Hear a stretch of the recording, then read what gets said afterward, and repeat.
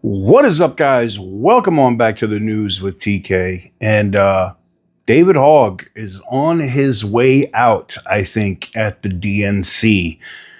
He's had some ideas that I don't agree with, but for his party, make a lot of sense. And they want him gone.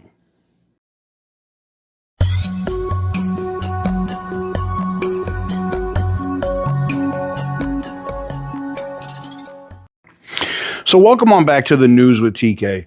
David Hogg, being elected as the vice chair of the DNC has made some statements here in the last month and a half, talking about primarying Democrats, time for older Democrats to retire that aren't doing anything, that don't have any ideas. It's time for them to win.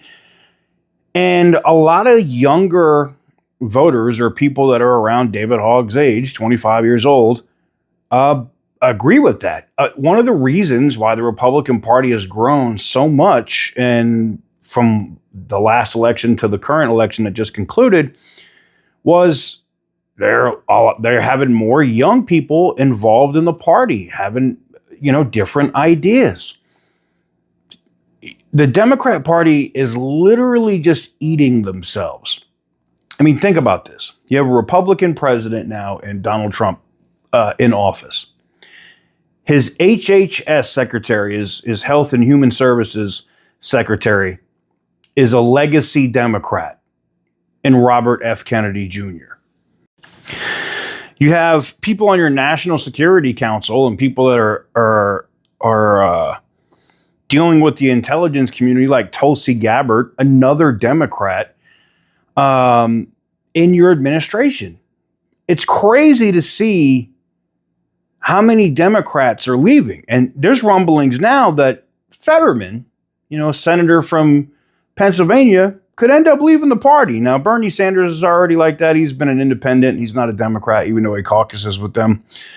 But we could see Fetterman do the same thing. And I think Hogg has a good point. While I may not agree with his politics and where he's at, it makes a lot of sense. Democrats can't figure out why they got their ass kicked in the election. It's simple. You don't stand for anything. And it happens today.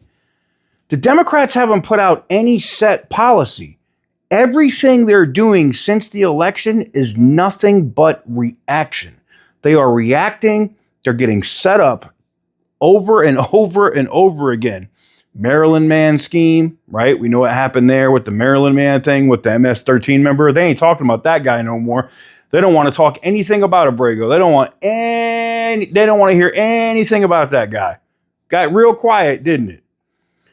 To going to an ICE facility and having congressmen and women assaulting ICE agents. None of this looks good. Everything, it's literally like the Trump administration is setting them up over and over and over and over again. And they keep falling for the banana in the tailpipe. They keep falling for the okie doke.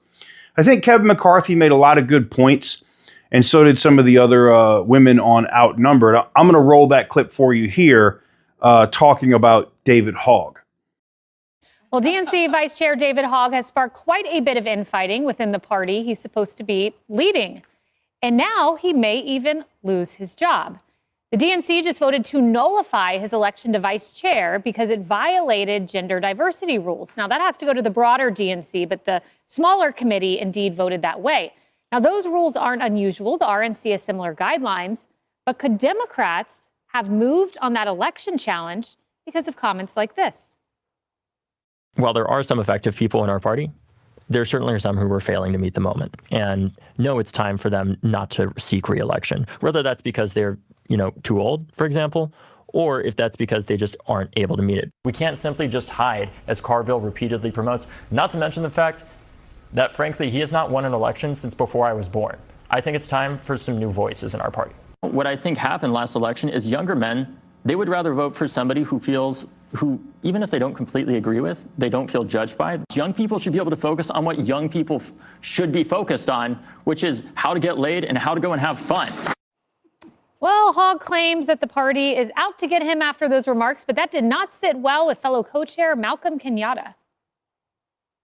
Where we really need to change what we're doing in the way that we're approaching voters. And yet, we have spent now weeks talking about one person, not about what the party needs to do, but talking about one person. And now, as this new thing has happened, the press is rushing to take David's word for it, that this is yet another way that people are trying to get him.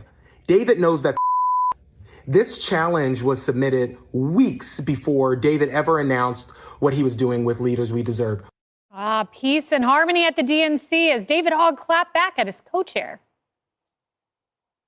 And the belief now is that this is a useful opportunity that unfortunately has caught up Vice Chair Kenyatta as well in it, to use a simple majority in order to essentially vote me out instead of the two-thirds or the two-thirds requirement that they would have to officially remove me as an officer, because the consensus prior to this was that this was not going to move forward. But they believe, many of the members that I have talked to, that it is moving forward as a convenient way to remove me effectively with a simple majority. Okay, so Hogg insists this is because of his criticisms. Laura, the other side insists that this was a challenge because of gender diversity rules. The RNC has gender diversity rules. I get that. Yeah. You were co-chair at the RNC.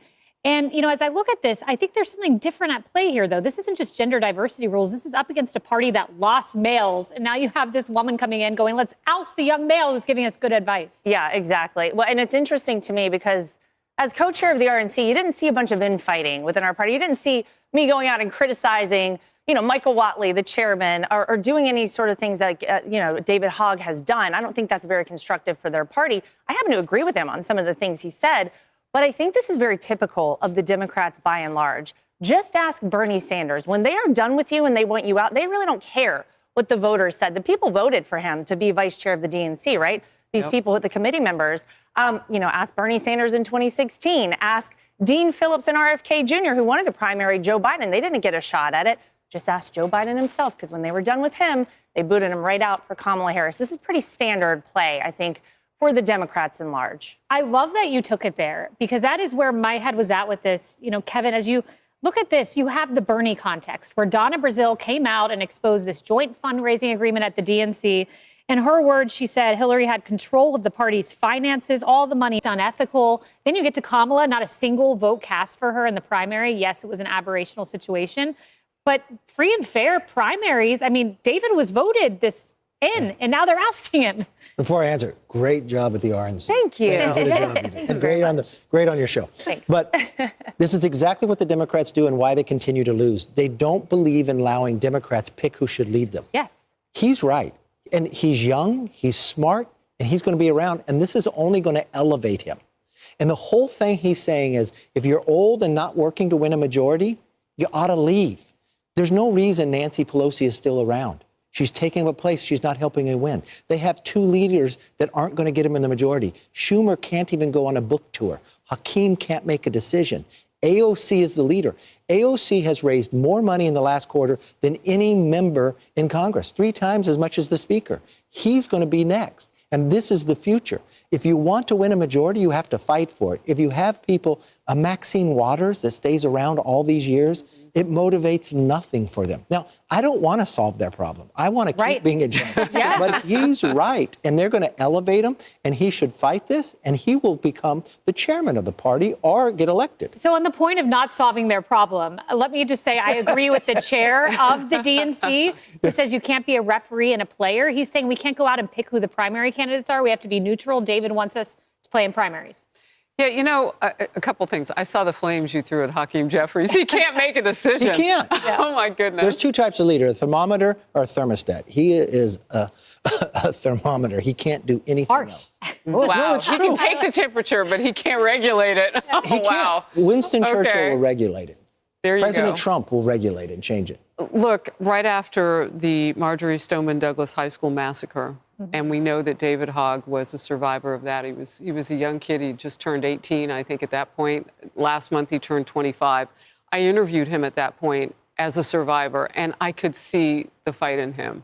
He was talking gun control already. He was hurting, obviously, as many of the young people were who were part of the survivorship, if they could. in that scene. But there was a thirst in him to change things going forward. I'm not surprised that we see the young man that we see today. I'm surprised that the party didn't see it and that the party refuses to see not only him, but others who want to make a change.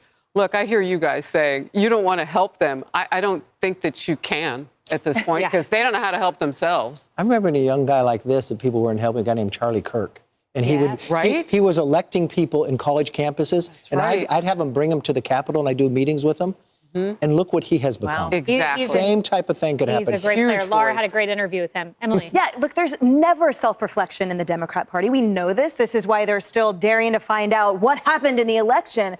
At the end of the day, you're right. They absolutely cannibalize themselves, and they excommunicate anyone who dares to not only just think for themselves, as we saw with Tulsi Gabbard and so many other figures that you named, but who dares to challenge the status quo, who dares to actually have an independent thought. You're right about David Hogg's concepts, which is why aren't they meeting the moment? And why is it so bad for him to say, why are we not challenging these fossilized leaders of the Democrat Party that have done nothing for us? And clearly, as he points out, haven't even won elections for us. And for them to now come in and cite this diversity, I guess apparently salty language is the better play.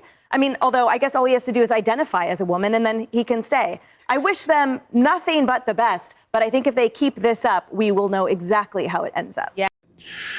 So I have to agree. Let me know what you guys think in the comment section down below. Give the video a big thumbs up if you like what I do. Hit the subscribe button if you haven't already.